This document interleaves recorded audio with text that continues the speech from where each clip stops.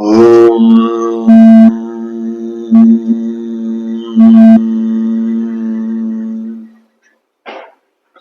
आप सभी शिव भक्तों का हमारे इस चैनल पर बहुत बहुत स्वागत। आइए सुनते हैं भगवान शिव की शिव पुराण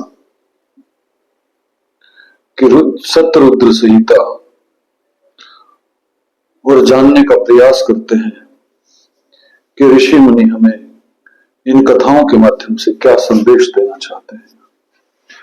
टॉपिक है भगवान शिव के भिक्षु वयावतार की कथा, राजकुमार और द्विज कुमार पर कृपा। नंदीश्वर कहते हैं, मुनि श्रेष्ठ, अब हम भगवान शंभु के नारी संदेह भक्षक भिक्षु अवतार का वर्णन सुनो, जिसे उन्होंने अपने भक्त पर दया करके ग्रहण किया था। विदर्भ देश में सत्यरथ नाम से प्रसिद्ध एक राजा थे, जो धर्म में तत्पर, सत्यशील और बड़े बड़े शिव भक्तों से प्रेम करने वाले थे। धर्म पूर्वक पृथ्वी का पालन करते हुए उनका बहुत सा समय सुखपूर्वक बीत गया। तदंतर किसी समय सालो देश के राजाओं ने उस राजा की राजधानी पर आक्रमण करके उसे चारों ओर से घेर लिया। बलोन्मत्त सर्व देशीय क्षत्रियों के साथ, जिनके पास बहुत बड़ी सेना थी, राजा सत्यरथ का बड़ा भयंकर युद्ध हुआ। शत्रुओं के साथ दारुण युद्ध करके उनकी बड़ी सेना नष्ट हो गई। फिर देवयोग से राजा की सालों के साथ मारे गए। उन नरेश के मारे जाने पर मरने से बचे हुए सैनिक मंत्रियों सहित भय से विहल हो भाग खड़े हुए। मुने उस समय विदर्भ राज सत्यरथ की महारानी शत्रुओं से घिरी होने पर भी कोई प्रयत्न करके रात के समय अपने नगर से बाहर निकल गई। वे गर्भवती थी, अतः शोक से संतप्त हो भगवान शंकर के चरणाबिंदु का चिंतन करती हुई वे धीरे धीरे पूर्व दिशा की ओर बहुत दूर चली गई। सवेरा होने पर रानी के भगवान शंकर की दया से एक निर्मल सरोवर देखा। उस समय तक वे बहुत दूर का रास्ता तय कर चुकी थी। सरोवर के तट पर आकर वे सुकुमारी रानी एक छायादार वृक्ष के नीचे बैठ गई। भाग्यवश उसी निर्जन स्थान में वृक्ष के नीचे ही रानी ने उत्तम गुणों से युक्त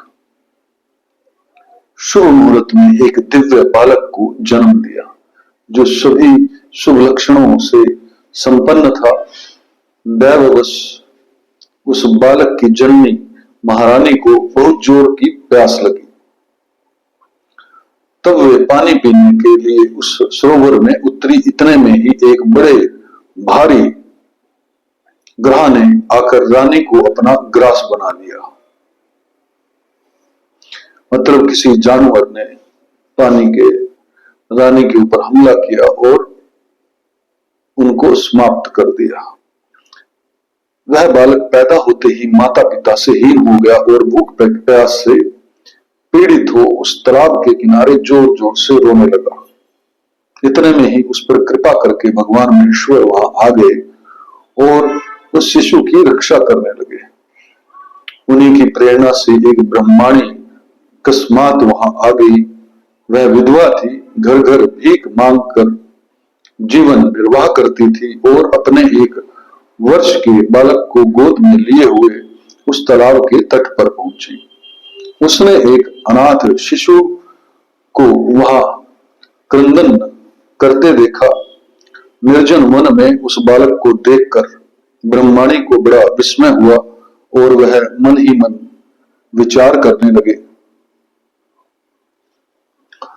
अहो, यह मुझे इस समय बड़े आश्चर्य की बात दिखाई देती है कि यह नवजात शिशु, जिसकी नाल भी अभी तक नहीं कटी, पृथ्वी पर आकर पड़ा हुआ है। पृथ्वी पर पड़ा हुआ है, इसकी मां भी नहीं है, पिता आदि दूसरे कोई सहायक भी यहां नहीं दिखाई देते। क्या कारण हो गया, न जाने यह किसका पुत्र है। इसे जानने वाला यदि कोई भी नहीं है जिससे इसके जन्म के विषय में पूछूं, इसे देखकर मेरे हृदय में करुणा उत्पन्न हो गई। मैं इस बालक का अपने ओर से पुत्र की भांति पालन पोषण करना चाहती हूं, परंतु इसके कुल और जन्म आदि का ज्ञान न होने के कारण इसे छूने का साहस नहीं होता। ब्रह्माणी जब इस प्रकार विचार कर रही थी, उसी समय भक्त वत्सल भगवान शंकर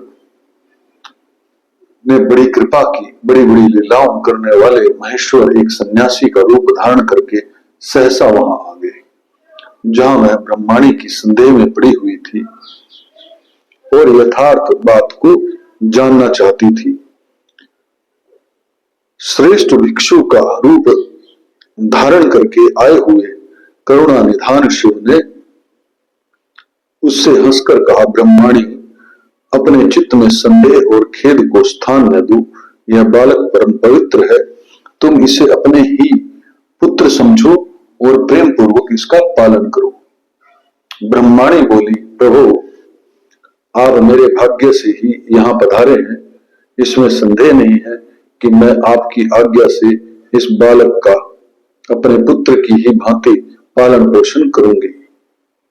तथापि मैं विशेष रूप से यह जानना चाहती हूं कि वास्तव में यह कौन है, किसका पुत्र है और आप कौन है जो इस समय यहां पधारे हैं। भिक्षुवर, मेरे मन में बार बार यह बात आती है कि आप करुणा सिंधु शिव ही है।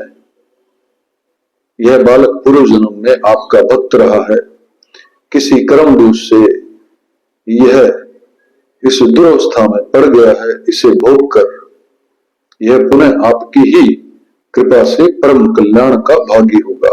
मैं भी आपकी माया से ही मोहित होकर मार्ग भूलकर यहां आ गई हूं। आपने ही इसके पालन के लिए मुझे यहां भेजा है। भिक्षु वर शिव ने कहा, ब्रह्माणी, सुनो, यह बालक शिव भक्त विदर्भराज सत्य रथ का पुत्र है। सत्य रथ को शाल्प देशीय क्षत्रियों ने युद्ध में मार डाला। उनकी पत्नी अत्यंत व्यग्र हो रात में शीघ्रता पूर्वक अपने महल से बाहर भाग आई। उन्होंने यहाँ आकर इस बालक को जन्म दिया। सवेरा होने पर वे प्यास से पीड़ित हो सरोवर में उतरी। उसी समय दैववश एक ग्रह ने आकर उन्हें अपना आहार बना लिया। ब्रह्माणी ने पूछा, भिक्षु देव, क्या कारण है कि इसके पिता राजा सत्यव्रत श्रेष्ठ भोगों के उपभोग के समय बीच में ही शाल्वदेशीय शत्रुओं द्वारा मार डाले गए? किस कारण से इस भिक्षु की माता को ग्रह ने खा लिया और यह शिशु जो जन्म से ही अनाथ और बंधुहीन हो गया, इसका क्या कारण है? मेरा अपना पुत्र भी अत्यंत दरिद्र एवं भिक्षुक क्यों हुआ तथा मेरे इन दोनों पुत्रों को भविष्य में कैसे सुख प्राप्त होगा? भिक्षु वर्ष शिव ने कहा, इस राजकुमार के पिता विदर्भराज पूर्व जन्म में पांड्य देश के श्रेष्ठ राजा थे। वे सब धर्मों के ज्ञाता थे और संपूर्ण पृथ्वी का धर्म पूर्वक पालन करते थे। एक दिन प्रदोष काल में राजा भगवान शंकर का पूजन कर रहे थे और बड़ी भक्ति से त्रिलोकीनाथ महादेव की आराधना में संलग्न थे। उसी समय नगर में सब और बड़ा भारी कोलाहल मचा। उस उत्कट शब्द को सुनकर राजा ने बीच में ही भगवान शंकर की पूजा छोड़ दी और नगर में शोक फैलने की आशंका से राजभवन से बाहर निकल गए। इसी समय राजा का महाबली मंत्री शत्रु को पकड़कर उनके समीप ले आया। वह शत्रु पांड्य राज का ही सामंत था। उसे देखकर राजा ने क्रोध पूर्वक उसका मस्तक कटवा दिया। शिव पूजा छोड़कर नियम को समाप्त किए बिना ही राजा ने रात में भोजन भी कर लिया। इसी प्रकार राजकुमार भी प्रदोष काल में ही शिव जी की पूजा किए बिना ही भोजन करके सो गया। वहीं राजा दूसरे जन्म में विदर्भ राज हुआ। शिव जी की पूजा में विघ्न होने के कारण शत्रुओं ने उसको सुख भोग के बीच में ही मार डाला। पूर्व जन्म जो उसका पुत्र था वही इस जन्म में भी हुआ। शिव जी की पूजा का उल्लंघन करने के कारण यह दरिद्रता को प्राप्त हुआ। इसकी माता ने पूर्व जन्म में छल से अपनी सोत को मार डाला था। उस महान पाप के कारण ही वह इस जन्म में ग्राहक के द्वारा मारी गई। ब्रह्माणी, यह तुम्हारा पुत्र पूर्व जन्म में उत्तम ब्राह्मण था। इसे सारी आयु केवल दान लेने में बिताई है, यज्ञ आदि सत्कर्म नहीं किए, इसलिए यह दरिद्रता को प्राप्त हुआ। उस दोष का निवारण करने के लिए अब तुम भगवान शंकर की शरण में जाओ। ये दोनों बालक यज्ञोपवीत संस्कार के पश्चात भगवान शिव की आराधना करें, भगवान शिव इनका कल्याण करेंगे। इस प्रकार ब्रह्माणी को उपदेश देकर भिक्षु श्रेष्ठ सन्यासी का शरीर धारण करने वाले भक्तवत्सल शिव ने उसे अपने उत्तम स्वरूप का दर्शन कराया। उन्हें साक्षात शिव जानकर ब्रह्माणी ब्राह्मण पत्नी ने प्रणाम किया और प्रेम से गदगद वाणी द्वारा उनकी स्तुति की। तत्पश्चात भगवान शिव वहीं अंतर्ध्यान हो गए। उनके चले जाने पर ब्रह्माणी उस बालक को लेकर अपने पुत्र के साथ घर को चली गई। एक चक्रा नाम के सुंदर ग्राम में उसने घर बना रखा था। वह उत्तम अन्न से अपने बेटे तथा राजकुमार का भी पालन पोषण करने लगी।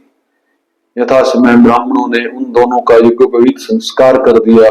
वे दोनों शिव की पूजा में तत्पर रहते हुए घर पर ही बड़े हुए।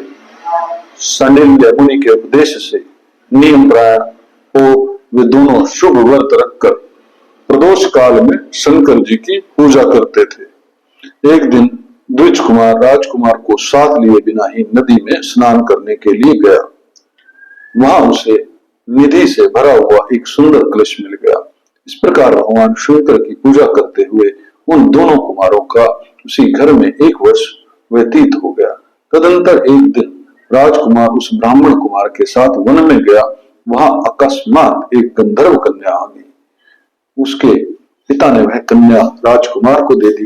गंधर्व कन्या से विवाह करके राजकुमार निष्कटंक राज्य भोगने लगे। जिस ब्राह्मण पत्नी ने पहले अपने पुत्र की भांति उसका पालन पोषण किया, यही उस समय राजमाता हुई और वह ब्राह्मण कुमार उसका भाई हुआ। राजा का नाम धर्मगुप्त था। इस प्रकार देवेश्वर शिव की आराधना करके राजा धर्मगुप्त अपनी उस रानी के साथ विदर्भ देश में राजोचित सुख का उपभोग करने लगा। यह मैंने तुमसे शिव के भिक्षु अवतार का वर्णन किया, जिन्होंने राजा धर्मगुप्त को बाल्यकाल में सुख प्रदान किया था। यह पवित्र आख्यान पापहारी परम पावन चारों पुरुषार्थों का साधक तथा संपूर्ण अभिष्ट को देने वाला है। जो प्रतिदिन एकाग्रचित्त होकर इसे सुनता या सुनाता है, वह इस लोक में संपूर्ण भोगों का उपभोग करके अंत में भगवान शिव के धाम में जाता है। शिव तो यह कथा तो यहीं पर समाप्त होती है। मुझे पूर्ण आशा है कि इस कथा से आपके जीवन में कोई ना कोई परिवर्तन जरूर आएगा। ओम तत्सत, ओम तत्सत, ओम तत्सत।